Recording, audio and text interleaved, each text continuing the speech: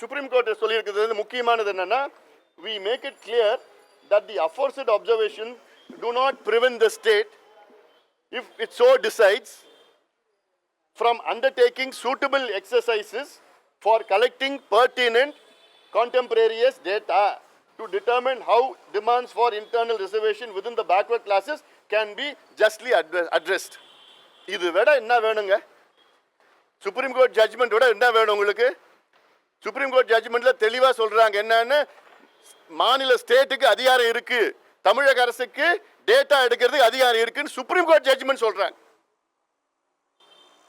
We make it clear that the aforesaid observations do not prevent the state, if it so decides, from undertaking suitable exercises for collecting pertinent contemporaneous data to determine how demands for internal reservation within the backward classes can be justly addressed. அப்ப என்ன முதலமைச்சருக்கு புரியலன்னு தெரியல, chief செக்ரட்டரிக்கு என்ன புரியல, எதுக்கு இந்த terms of reference, அப்புறம் யாருக்கு என்ன புரியல? அப்ப எதுக்கு முதலமைச்சர் சட்டமன்றத்தில் பொய் சொல்றாரு?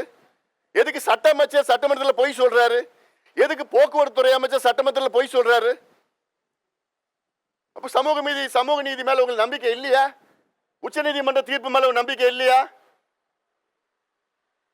அதனால இது உடனடியாக முதலமைச்சர் மறுபடியும் சொல்றேன், 69 விழுக்காடு இடஒதுக்கீடு ஆபத்து.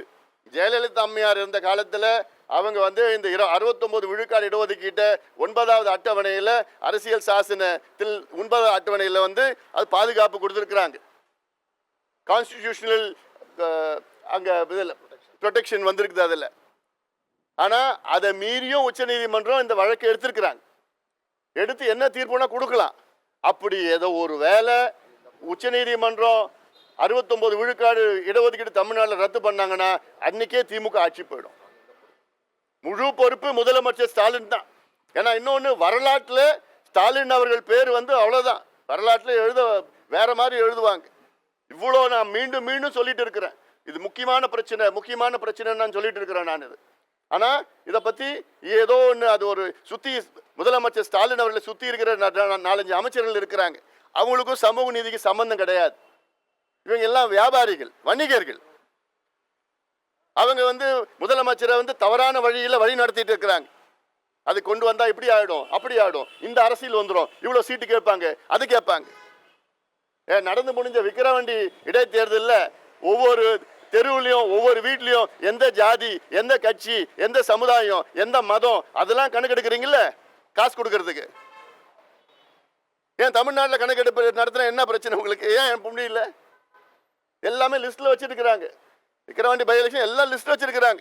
எந்தெந்த வீட்டில் எந்த சமுதாயம், எந்த ஜாதி, எந்த கட்சி, எந்த மதம், யாருக்கு ஓட்டு போட்டாங்க, இப்போ யார் ஓட்டு போட போறாங்க, ஊர்ல இருக்கிறாங்களா இல்லையான்னு. எப்போ எலெக்ஷன் மட்டும் உங்களுக்கு கணக்கெடுப்பு வேணும். ஆனா சமூக நீதிக்கு உங்க கணக்கெடுப்பு வேண்டாம், இடஒதுக்கீடு கொடுக்க கணக்கெடுப்பு வேண்டாம். இதை கணக்கெடுப்பு நடத்தணும். இதை நடத்தணும்னு வச்சுக்கோங்க. ஏன் நான் இந்த கணக்கெடுப்பு கேட்கிறேன்னா, எல்லா சமுதாயங்களும் எந்த நிலையில இருக்கிறாங்க, எந்த சமுதாயங்கள் பாதிக்கப்பட்டிருக்கிறாங்க, எந்த சமுதாயம் இன்னும் பின்தங்கி இருக்கிறாங்க, எந்த சமுதாயம் அதிகமாக அனுபவிச்சுட்டு இருக்கிறாங்க.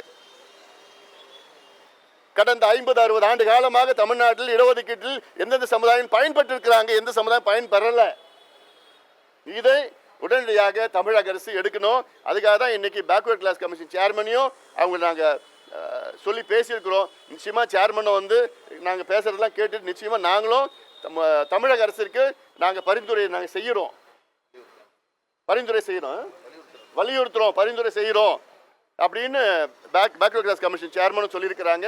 நிச்சயமா, ஏன்னா இதெல்லாம் தமிழ்நாட்டினுடைய 69 விழுக்காடு இடஒதுக்கீடு பிளஸ் தமிழ்நாட்டினுடைய சமூக நீதியை நிலைநாட்ட வேண்டும், காப்பாற்ற வேண்டும் என்று அந்த நோக்கத்திலே தான் நாங்கள் இன்னைக்கு வந்திருக்கின்றோம். கேள்வி என்ன இருக்கா?